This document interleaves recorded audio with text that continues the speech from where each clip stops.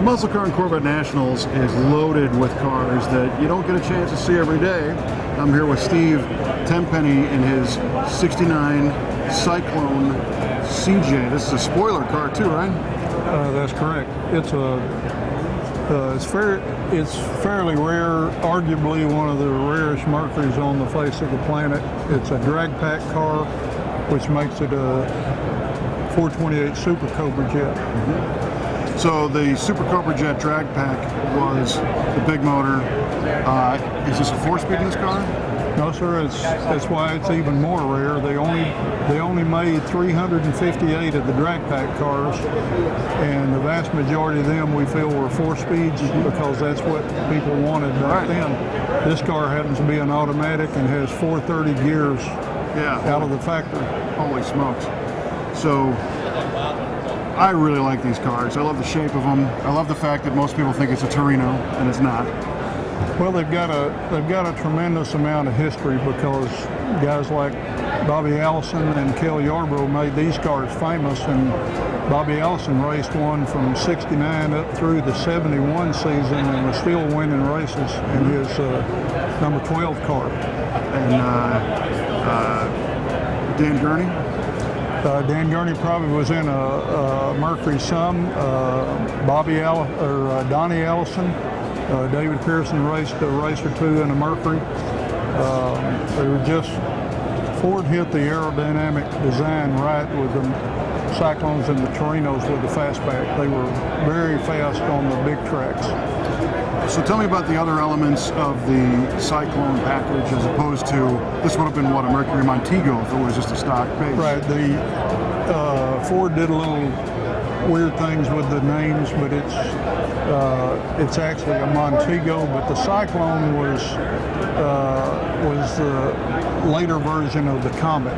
You know, the Comet started out and then they had the Comet Cyclone, and then they dropped it, calling it a Comet, and it became a Cyclone in '68, I guess. Mm-hmm. And they ran this body style basically for 2 years, '68 and '69, then they made another major change.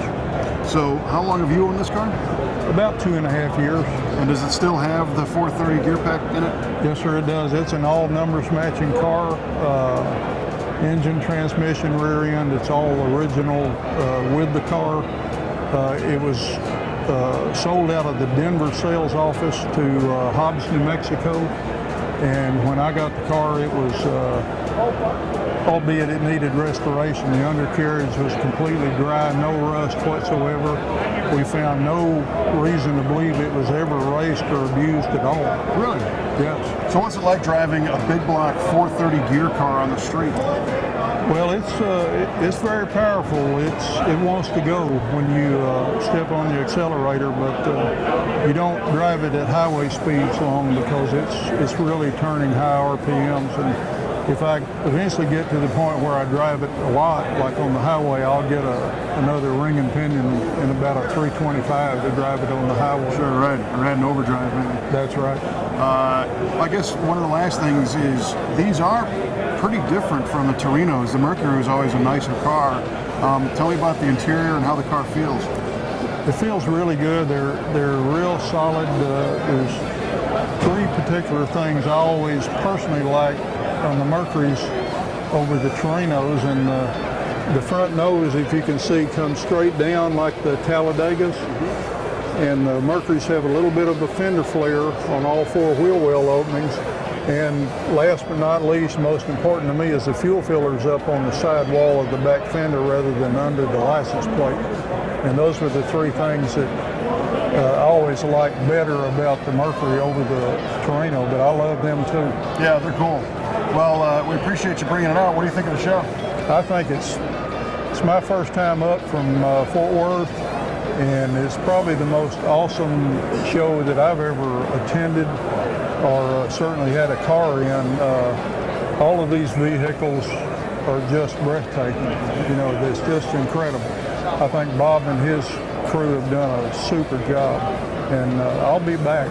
Excellent. Well, thanks for bringing it out. Cool car. Thanks a lot, Kevin. Yep.